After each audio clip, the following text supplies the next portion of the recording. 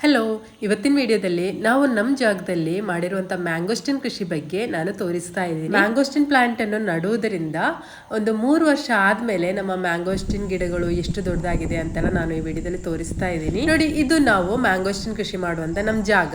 ಇದು ಒಂದು 3 ವರ್ಷ ಮುಂಚೆ ನಾವು ಮ್ಯಾಂಗೋಸ್ಟಿನ್ ಪ್ಲಾಂಟ್ ಅನ್ನು ನೆಟ್ಟಿದ್ದೀವಲ್ಲ, ಆವಾಗ ತೆಗೆದಿದ್ದಂತ ಒಂದು ವಿಡಿಯೋ. ಈ ಜಾಗದಲ್ಲಿ ನಾವು ಶುಂಠಿನೂ ಕೂಡ ನೆಟ್ಟಿದ್ದೀವಿ. ಈ ಮ್ಯಾಂಗೋಸ್ಟಿನ್ ಅನ್ನೋದು ಒಂದು ವಿದೇಶಿ ಹಣ್ಣು. ಇದನ್ನು ಹಣ್ಣುಗಳ ರಾಣಿ ಅಂತೆಲ್ಲ ಕರೀತಾರೆ. ಇದನ್ನು ತಿನ್ಲಿಕ್ಕೆ ಕೂಡ ತುಂಬಾನೇ ರುಚಿಯಾಗಿರುತ್ತೆ. ಮತ್ತೆ ಮಾರ್ಕೆಟ್ ಅಲ್ಲಿ ಕೂಡ ಇದಕ್ಕೆ ತುಂಬಾ ವ್ಯಾಲ್ಯೂ ಇದೆ. ಈಗ ಇದನ್ನು ಕರ್ನಾಟಕದಲ್ಲಿ ಕೂಡ ತುಂಬಾ ಕಡೆಗಳಲ್ಲಿ ಒಬ್ಬರು ಕೃಷಿ ಮಾಡ್ತಾ ಇದ್ದಾರೆ. ಇದಕ್ಕೆ ಮಾರ್ಕೆಟ್ ಅಲ್ಲಿ ಒಳ್ಳೆ ವ್ಯಾಲ್ಯೂ ಇದೆ. ವಿದೇಶಗಳಿಗೆ ಕೂಡ ಈ ಮ್ಯಾಂಗೋಸ್ಟಿನ್ ಹಣ್ಣುಗಳನ್ನು ಎಕ್ಸ್ಪೋರ್ಟ್ ಮಾಡ್ತಾರೆ. ಸೊ ನಾವು ಕೂಡ ಸ್ವಲ್ಪ ಕೃಷಿ ಮಾಡಿ ನೋಡುವ ಅಂತ ಸ್ವಲ್ಪ ಮ್ಯಾಂಗೋಸ್ಟಿನ್ ಗಿಡಗಳನ್ನು ನೆಡ್ತಾ ಇದ್ದೀವಿ. ನಾವು ತಂದಿರುವಂತದ್ದು 3 ವರ್ಷ ಆಗಿರುವಂತ ಗಿಡಗಳು. ನೋಡಿ, ಈ ಗಿಡಗಳೆಲ್ಲ 3 ವರ್ಷ ಆಗಿರುವಂತದ್ದು. ನಾವು ಇಲ್ಲಿ ಅರ್ಥೋಗರಲ್ಲಿ ಹೋಲ್ಡ್ ಮಾಡ್ಕೊಳ್ತಾ ಇದ್ದೀವಿ. ಇದರಲ್ಲಿ ಈ ಮಿಷನಲ್ಲಿ ಆದರೆ ನಮಗೆ ತುಂಬ ಈಸಿ ಆಗುತ್ತೆ. ಈ ರೀತಿ ರಂಧ್ರ ಮಾಡ್ಕೊಳ್ಳಿಕ್ಕೆ ತುಂಬ ಈಸಿ ಆಗುತ್ತೆ. ನೋಡಿ, 1.5 ಇಂದ 2 ಅಡಿ ತನಕ ನಾವು ರಂಧ್ರ ಮಾಡ್ಕೊಳ್ಬೇಕು ಪ್ಲ್ಯಾಂಟ್ ನೆಡಲಿಕ್ಕೆ. ಯಾಕಂದರೆ ಸ್ವಲ್ಪ ದೊಡ್ಡ ಗಿಡ ಅಲ್ವಾ. ಸೊ 1.5 ಇಂದ 2 ಅಡಿ ಇದಕ್ಕೆ ಡೀಪ್ ಬೇಕಾಗುತ್ತೆ. ಇದು ನಾವು ನೀರು ಬಿಡ್ತಾ ಇರುವಂಥ ಜಾಗ, ಮತ್ತು ಇಲ್ಲಿ ಮಣ್ಣು ಕೂಡ ಸ್ವಲ್ಪ ಲೂಸ್ ಆಗಿರೋದ್ರಿಂದ ನಮಗೆ ಹೋಲ್ಡ್ ಮಾಡಲಿಕ್ಕೆ ಅಷ್ಟೇನು ಕಷ್ಟ ಆಗಿಲ್ಲ. ಮತ್ತು ಒಂದು 18 ಅಡಿ ಅಗಲಕ್ಕೆ ನಾವು ಈ ಹೋಲನ್ನು ಮಾಡಿರುವಂಥದ್ದು. ಅಷ್ಟಾದರೂ ಅಗಲ ಬೇಕಾಗುತ್ತೆ, ಯಾಕಂದರೆ ನಮ್ಮ ಪ್ಲ್ಯಾಂಟ್ ಸ್ವಲ್ಪ ದೊಡ್ಡದಾದ್ರ ಮೇಲೆ ಇಲ್ಲಾಂದರೆ ತುಂಬ ರಶ್ ಆಗಿ ಬರುತ್ತೆ. ಸೊ ಒಂದು 18 ಅಡಿ ಆದರೂ, 18ರಿಂದ 20 ಅಡಿ ಆದರೂ ಅದರ ಬಿಟ್ವೀನ್ ಗ್ಯಾಪ್ ಬೇಕಾಗುತ್ತೆ.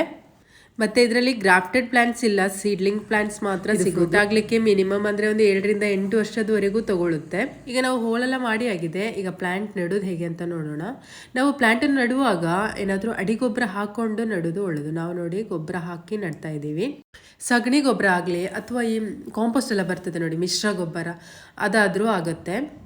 ಇಂಥ ಸಾವಯವ ಗೊಬ್ಬರಗಳನ್ನು ಹಾಕ್ಕೊಂಡು ನೆಡೋದು ತುಂಬ ಒಳ್ಳೆಯದು. ಮತ್ತು ಮ್ಯಾಂಗೋಸ್ಟಿನನ್ನು ನಾವು ಕೃಷಿ ಮಾಡುವಾಗ ಸ್ವಲ್ಪ ಶೇಡ್ ಇರುವಂಥ ಜಾಗದಲ್ಲಿ ಮಾಡೋದು ತುಂಬ ಒಳ್ಳೆಯದು. ಯಾಕಂದರೆ ಇದಕ್ಕೆ ಬಿಸಿಲು ಜಾಸ್ತಿ ತಾಗೋದು ಅಷ್ಟು ಒಳ್ಳೆಯದಲ್ಲ. ಅಂದರೆ ಶೇಡ್ ಬೇಕು ಇದಕ್ಕೆ. ತುಂಬ ಬಿಸಿಲು ಜಾಸ್ತಿ ಆದರೂ ಕೂಡ ಇದಕ್ಕೆ ದೋಷ, ಅಂದರೆ ತೊಂದರೆ ಆಗುತ್ತೆ, ಗಿಡಕ್ಕೆ ತೊಂದರೆ ಆಗುತ್ತೆ.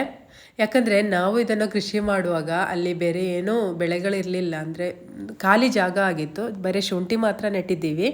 ಸೊ ಇದಕ್ಕೆ ಶೇಡ್ ಏನೂ ಸಿಗ್ತಾ ಇರಲಿಲ್ಲ. ಡೈರೆಕ್ಟು ಬಿಸಿಲು, ಸನ್ಲೈಟ್ ಇದಕ್ಕೆ ತಾಗ್ತಾ ಇತ್ತು.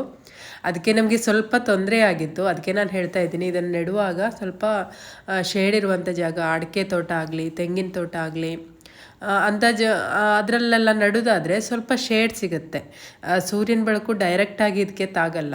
ಇಲ್ಲಾಂದರೆ ಇದ್ರ ಜೊತೆಯಲ್ಲಿ ಇಂಟರ್ ಕ್ರಾಪ್ಸ್ ಆಗಿ ಬೇರೆ ಯಾವುದಾದ್ರೂ ಬೆಳೆಗಳನ್ನು ಕೂಡ ಮಾಡೋದು ಒಳ್ಳೆಯದು. ಅದರಿಂದನೂ ಕೂಡ ಇದಕ್ಕೆ ಶೇಡ್ ಸಿಗುತ್ತೆ. ಇದನ್ನು ಪ್ಲಾಂಟ್ ಮಾಡಿ ಆದ ನಂತರ ಇದು ಬಿದ್ದು ಹೋಗದೆ ಇರಲಿಕ್ಕೆ ನಾವೇನಾದರೂ ಸ್ಟ್ಯಾಂಡನ್ನು ಈ ರೀತಿ ಕೊಡೋದು ತುಂಬ ಒಳ್ಳೆಯದು.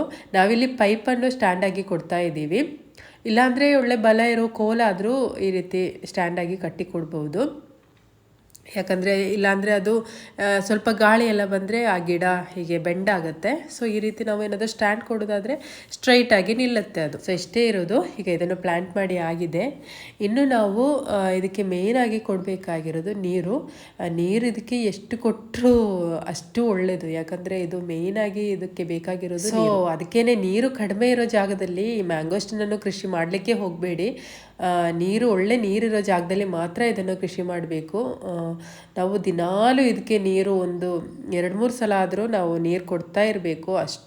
ಎಷ್ಟು ನೀರು ಕೊಟ್ಟರು ಅಷ್ಟೇ ಒಳ್ಳೆಯದು. ಇದಕ್ಕೆ ಮಳೆ ಎಲ್ಲ ಇರೋ ಜಾಗದಲ್ಲಿ ಎಲ್ಲ ಇದು ಕೃಷಿ ಮಾಡಲಿಕ್ಕೆ ತುಂಬ ಒಳ್ಳೆಯದು. ಚೆನ್ನಾಗಿ ನೀರು ಮತ್ತು ಗೊಬ್ಬರ ಎಲ್ಲ ಕೊಡೋದಾದರೆ ಇದು ಬೇಗ ಬೆಳೀತಾ ಬರ್ತದೆ.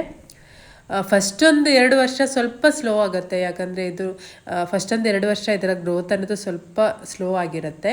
ಆಮೇಲೆ ನಾವು ಒಳ್ಳೆ ನೀರು ಗೊಬ್ಬರ ಎಲ್ಲ ಕೊಡ್ತಾ ಬಂದರೆ ಮತ್ತೆ ಬೇಗ ಗ್ರೋತ್ ಆಗುತ್ತೆ. ನೋಡಿ, ಈಗ ನಾವು ಆ ಮ್ಯಾಂಗೋಸ್ಟಿನ್ ಕೃಷಿ ಮಾಡಿದ್ವಲ್ಲ, ಅದೇ ಜಾಗ ಇದು. ಇದೊಂದು 2 ವರ್ಷ ಆದ ನಂತರ ನಾನು ತೋರಿಸ್ತಾ ಇದ್ದೀನಿ. ಆವಾಗ ನಾವು ಇದರಲ್ಲಿ ಸಿಲ್ವರ್ ಮತ್ತು ಸಿಲ್ವರಲ್ಲಿ ಕಾಳುಮೆಣಸಲ್ಲೆಲ್ಲ ಹಾಕಿದ್ದೀವಿ. ಈಗ ನೋಡಿ, ಇದು ಇಷ್ಟು ದೊಡ್ಡದಾಗಿದೆ ನೋಡಿ. ಸಿಲ್ವರು ಮತ್ತು ಕಾಳುಮೆಣಸೆಲ್ಲ ಇಷ್ಟು ದೊಡ್ಡದಾಗಿದೆ. 2 ವರ್ಷ ಆದಮೇಲೆ ಇದು ನಾನು ತೋರಿಸ್ತಾ ಇದ್ದೀನಿ. ನಮ್ಮ ಮ್ಯಾಂಗೋಸ್ಟಿನ್ ಗಿಡ ನೋಡಿ 2 ವರ್ಷ ಆದಮೇಲೆ ಇಷ್ಟು ದೊಡ್ಡದಾಗಿದೆ ನೋಡಿ. ನಾನು ಹೇಳಿದ್ನಲ್ಲ, ಇದು ನೆಡುವಾಗ ಸ್ವಲ್ಪ ಶೇಡಲ್ಲಿ ನೆಡೋದು ಒಳ್ಳೆಯದು ಅಂತ. ನಾವು ನೆಡುವಾಗ ಶೇಡ್ ಏನು ಇರಲಿಲ್ಲಲ್ಲ, ಅದಕ್ಕೆ ಸ್ವಲ್ಪ ಸನ್ಬರ್ನ್ ಆಗ್ತಾ ಇತ್ತು. ಇದರ ಎಲೆ ಎಲ್ಲ ಸ್ವಲ್ಪ ಸುಟ್ಟು ಹೋಗ್ತಾ ಇತ್ತು ಸೂರ್ಯನ ಬಿಸಿಲಿಗೆ. ಅಷ್ಟೊಂದು ಬಿಸಿಲು ತಾಗ್ತಾ ಇತ್ತು, ಅಲ್ಲಿ ಡೈರೆಕ್ಟ್ ಬಿಸಿಲು ತಾಗ್ತಾ ಇತ್ತು. ಸೊ ಅದರ ಎಲೆ ಎಲ್ಲ ಸ್ವಲ್ಪ ಸುಟ್ಟು ಹೋಗಿದ್ರಿಂದ ನಾವು ಅದರ ಸುತ್ತಲೂ ಪೈಪನ್ನು ಹಾಕಿ ನೋಡಿ ಈ ಥರ ಶೇಡ್ ನಟ್ಟನ್ನು ಅದ್ರ ಸುತ್ತಲೂ ಕವರ್ ಮಾಡಿದ್ದೀವಿ. ಶೇಡ್ ನಟ್ಟನ್ನು ಇಲ್ಲಾಂದರೆ ನಮ್ಗೆ ಗಿಡನೇ ಸಿಗ್ತಿರ್ಲಿಲ್ಲ, ಫುಲ್ ಅದು ಸನ್ಬರ್ನ್ ಆಗಿ ಹೋಗ್ತಾ ಇತ್ತು ಅದರ ಎಲೆ ಎಲ್ಲ. ಸೊ ನಾವು ಈ ಥರ ಸುತ್ತಲೂ ಫುಲ್ಲು ಅದನ್ನು ಕವರ್ ಮಾಡಿ ಶೇಡ್ ನಟ್ಟಲ್ಲಿ ಕವರ್ ಮಾಡಿ ಇಟ್ಟಿದ್ದರಿಂದ ಈಗ ಗಿಡಕ್ಕೆ ಏನೂ ತೊಂದರೆ ಇಲ್ಲದೆ ಈಗ ನಮಗೆ ಗಿಡ ನೋಡಿ ಇಷ್ಟು ದೊಡ್ಡದಾಗಿದೆ. ಅದಕ್ಕೆ ನಾನು ಹೇಳಿದ್ದು ಏನು ಸ್ವಲ್ಪ ಶೇಡ್ ಇರುವಂಥ ಜಾಗದಲ್ಲಿ ಇದನ್ನು ನೆಡೋದು ಒಳ್ಳೆಯದು ಅಂತ. ಈಗ ತೊಂದರೆ ಇಲ್ಲ, ಈಗ ಸಿಲ್ವರ್ ಮತ್ತು ಕಾಳುಮೆಣಸೆಲ್ಲ ಸ್ವಲ್ಪ ದೊಡ್ಡದಾಗಿರೋದ್ರಿಂದ ಮತ್ತು ನಾವು ಇಂಟರ್ ಕ್ರಾಪ್ಸ್ ಆಗಿ ಬೇರೆ ಏನೋ ಮರಗೆಣಸು ಅದು ಇದೆಲ್ಲ ನೆಟ್ಟಿದ್ದೀವಿ. ಸೊ ಈಗ ಸ್ವಲ್ಪ ಏನೋ ಸೂರ್ಯನ ಬಿಸಿಲು ಅಷ್ಟು ಡೈರೆಕ್ಟಾಗಿ ತಾಗ್ತಾ ಇಲ್ಲ, ಸ್ವಲ್ಪ ಶೇಡ್ ಇರೋದ್ರಿಂದ ಈಗ ತೊಂದರೆ ಇಲ್ಲ, ಗಿಡಗಳೆಲ್ಲ ಒಳ್ಳೆ ಹೆಲ್ತಿಯಾಗಿ ಇದೆ. ಮಳೆಗಾಲದಲ್ಲಿ ಗಿಡಗಳೆಲ್ಲ ಒಳ್ಳೆ ಹೆಲ್ತಿಯಾಗಿ ಬರುತ್ತೆ, ಯಾಕಂದರೆ ಒಳ್ಳೆ ನೀರೆಲ್ಲ ಸಿಗುತ್ತಲ್ವಾ. ಸೊ ಈಗ ನೋಡಿ ನಾನು ಇದು ಮಳೆಗಾಲದಲ್ಲಿ ತೆಗೆದಿರುವಂಥ ಒಂದು ವಿಡಿಯೋ ಇದೆ, 2 ವರ್ಷ ಆದಮೇಲೆ ಮಳೆಗಾಲದಲ್ಲಿ ತೆಗೆದಿರುವಂಥದ್ದು. ಈಗ ನೋಡಿ ಹೊಸ ಹೊಸ ಚಿಗುರೆಲ್ಲ ಬಂದು ಒಳ್ಳೆ ಹೆಲ್ತಿಯಾಗಿದೆ ನೋಡಿ, ಗಿಡ ಸ್ವಲ್ಪ ದೊಡ್ಡದಾಗಿದೆ. ಫಸ್ಟಿಗೆ ಇದರ ಗ್ರೋತ್ ಅನ್ನೋದು ಸ್ವಲ್ಪ ಸ್ಲೋ ಆಗಿರುತ್ತೆ, ಆಮೇಲೆ ಮತ್ತೆ ಒಂದು 2 ವರ್ಷ ಆದಮೇಲೆ ಒಳ್ಳೆ ಫಾಸ್ಟಾಗಿ ಗ್ರೋ ಆಗಲಿಕ್ಕೆ ಸ್ಟಾರ್ಟ್ ಆಗುತ್ತೆ. ಈ ಕಾಳುಮೆಣಸು ಗಿಡಗಳು ಈಗ 1 ವರ್ಷ ಆಗಿದೆ. ಈ ಕಾಳುಮೆಣಸು ಗಿಡಗಳಿದೆ ನೋಡಿ, ಇದರಿಂದ ಟಾಪ್ ಶೂಟ್ ಪ್ಲ್ಯಾಂಟ್ಸನ್ನು ಯಾವ ರೀತಿ ಮಾಡೋದು ಅಂತ ನಾನೊಂದು ವಿಡಿಯೋವನ್ನು ಮುಂಚೆ ಮಾಡಿದ್ದೀನಿ. ಅದರ ಲಿಂಕನ್ನು ನಾನು ಡಿಸ್ಕ್ರಿಪ್ಷನ್ ಬಾಕ್ಸಲ್ಲಿ ಹಾಕ್ತೀನಿ, ಅಂದರೆ ಎಲ್ಲರಿಗೂ ಯೂಸ್ಫುಲ್ ಆಗಿರುವಂಥ ವಿಡಿಯೋ. ನೀವು ಟಾಪ್ ಶೂಟ್ ಪ್ಲ್ಯಾಂಟ್ಸ್ ಅಂದರೆ ಬೇಗ 1 ವರ್ಷದಲ್ಲೇ ಏನು ಫಸಲು ಕೊಡುವಂಥ ಟಾಪ್ ಶೂಟ್ ಪ್ಲ್ಯಾಂಟ್ಸ್ ಬೇಕಾದರೆ ಆ ವಿಡಿಯೋ ನೋಡಿ ನಾವೇ ಮನೆಯಲ್ಲಿ ಮಾಡ್ಕೋಬೋದು. ನೋಡಿ ನಾನು ಈಗ ತೋರಿಸ್ತಾ ಇರುವಂಥ ಮ್ಯಾಂಗೋಸ್ಟಿನ್ ಪ್ಲ್ಯಾಂಟ್ ನೋಡಿ, ಅದೇ ಮ್ಯಾಂಗೋಸ್ಟಿನ್ ಪ್ಲ್ಯಾಂಟ್ ಈಗ ಒಂದು 3 ವರ್ಷ ಆದಮೇಲೆ ನಾನು ಇದನ್ನು ತೋರಿಸ್ತಾ ಇದ್ದೀನಿ. 3 ವರ್ಷ ಆದಮೇಲೆ ನಮ್ಮ ಮ್ಯಾಂಗೋಸ್ಟಿನ್ ಪ್ಲ್ಯಾಂಟ್ ನೋಡಿ ಇಷ್ಟೊಂದು ದೊಡ್ಡದಾಗಿದೆ. ಈಗ ನಾವು ಅದರಲ್ಲಿ ನೋಡಿ ಇದೇ ಮ್ಯಾಂಗೋಸ್ಟಿನ್ ಪ್ಲ್ಯಾಂಟ್ ನೋಡಿ ಇಷ್ಟು ದೊಡ್ಡದಾಗಿದೆ 3 ವರ್ಷ ಆದಮೇಲೆ. ಈಗ ನಾವು ಅದರಲ್ಲಿ ಇಂಟರ್ ಕ್ರಾಪ್ಸ್ ಆಗಿ ಬಾಳೆ ಗಿಡ ವನ್ನು ಕೂಡ ನೆಟ್ಟಿದ್ದೀವಿ, ಬಾಳೆ ಗಿಡವನ್ನು ನೆಟ್ಟಿದ್ದೀವಿ. ಮತ್ತು ಇದು ಸಿಲ್ವರಲ್ಲಿ ಕಾಳು ಮೆಣಸನ್ನು ಹಾಕಿರೋವಂಥದ್ದು, ಅದು ಮುಂಚೆ ನಾನು ತೋರಿಸಿದ್ನಲ್ಲ ಅದು. ಈಗ ನೋಡಿ ಇದು ಇಷ್ಟು ದೊಡ್ಡದಾಗಿದೆ ನೋಡಿ, ಕಾಳುಮೆಣಸೆಲ್ಲ ನೋಡಿ ಇಷ್ಟು ದೊಡ್ಡದಾಗಿದೆ. ಮತ್ತು ಇದರಲ್ಲಿ ನಾವು ಟಿಶ್ಯೂ ಕಲ್ಚರ್ ಬಾಳೆ ಗಿಡ, ಅದು ರೋಬಸ್ಟಾ ಬಾಳೆ ಇದೆ ನೋಡಿ, ಅದನ್ನು ನೆಟ್ಟಿರುವಂಥದ್ದು. ಟೋಟಲ್ ಆಗಿ ಮ್ಯಾಂಗೋಸ್ಟಿನ್ ಅನ್ನೋದು ಫ್ರೂಟ್ ಆಗಲಿಕ್ಕೆ ಒಂದು 8 ವರ್ಷ ಆದರೂ ಬೇಕಾಗುತ್ತೆ. ಸೊ ನಾವು ತಂದಿದ್ದು ನೆಟ್ಟಿದ್ದು 3 ವರ್ಷ ಆಗಿದ್ದಂಥ ಗಿಡವನ್ನು ಈಗ ಒಂದು 3 ವರ್ಷ, ಟೋಟಲ್ ಆಗಿ 6 ವರ್ಷ ಆಗಿದೆ. ಇನ್ನೊಂದು 2-3 ವರ್ಷದಲ್ಲಿ ಏನು ಫ್ರೂಟ್ ಆಗ್ಬೋದು ಅಂತ ಅಂದ್ಕೊಂಡಿದ್ದೀವಿ ನಾವು, ಗೊತ್ತಿಲ್ಲ ಹೇಗಾಗತ್ತೆ ಅಂತ ನೋಡೋಣ. ಫ್ರೂಟ್ ಆದ್ರ ಮೇಲೆ ನಾನು ಇನ್ನೊಂದು ವಿಡಿಯೋ ಮಾಡಿ ನಿಮಗೆ ತೋರಿಸ್ತೀನಿ. ನೋಡಿ ಮ್ಯಾಂಗೋಸ್ಟಿನ್ ಪ್ಲ್ಯಾಂಟ್ ಎಲ್ಲ ಇಷ್ಟು ದೊಡ್ಡದಾಗಿದೆ. ಮತ್ತು ವರ್ಷಕ್ಕೆ ಒಮ್ಮೆ ಆದರೂ ಇದರ ಬುಡವನ್ನು ಆಗಿದ್ದು ಏನು ಗೊಬ್ಬರ ಹಾಕೋದು ತುಂಬ ಒಳ್ಳೆಯದು. ಮತ್ತು ನಾನು ಹೇಳಿದಾಗೆ ನೀರು ಮೇಯ್ನಾಗಿ ಇದಕ್ಕೆ ಕೊಡಬೇಕು, ನೀರು ಮಾತ್ರ ನಾವು ಯಾವತ್ತೂ ಕೊಡ್ತಾ ಇರಬೇಕು. ಮೇಯ್ನಾಗಿ ಇದಕ್ಕೆ ಬೇಕಾಗಿರುವಂಥದ್ದು ನೀರು. ಸೊ ನಾವು ಚೆನ್ನಾಗಿ ನೀರು ಇದಕ್ಕೆ ಕೊಡಬೇಕು.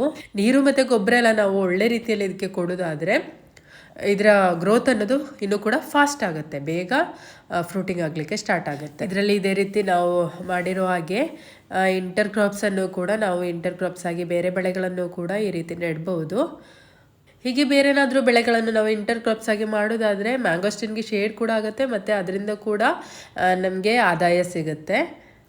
ಸೊ ಇವತ್ತಿನ ಈ ಒಂದು ವಿಡಿಯೋ ಇಷ್ಟೇ ಇರೋದು. ಇವತ್ತು ನಾನು ಮ್ಯಾಂಗೋಸ್ಟಿನ್ ಕೃಷಿ ಬಗ್ಗೆ, ನಾವು ಮಾಡಿರುವಂಥ ಮ್ಯಾಂಗೋಸ್ಟಿನ್ ಕೃಷಿ ಬಗ್ಗೆ ಎಲ್ಲ ನಿಮಗೆ ಡೀಟೇಲ್ಡಾಗಿ ಹೇಳಿದ್ದೀನಿ. ಇನ್ನು ಇದರಲ್ಲಿ ಫ್ರೂಟ್ ಆಗುವಾಗ ನಾನು ಇನ್ನೊಂದು ವಿಡಿಯೋ ಮಾಡಿ ತೋರಿಸ್ತೀನಿ. ಸೊ ಇವತ್ತಿನ ವಿಡಿಯೋ ನಿಮಗೆಲ್ರಿಗೂ ಇಷ್ಟ ಆಗಿದೆ ಅಂತ ನಾನು ಅಂದ್ಕೊಳ್ತೀನಿ. ಇಷ್ಟ ಆದರೆ ಲೈಕ್ ಮಾಡಿ, ಶೇರ್ ಮಾಡಿ, ಮತ್ತು ಏನಾದರೂ ಡೌಟ್ಸ್ ಇದ್ದರೆ ಕಮೆಂಟ್ ಮಾಡಿ.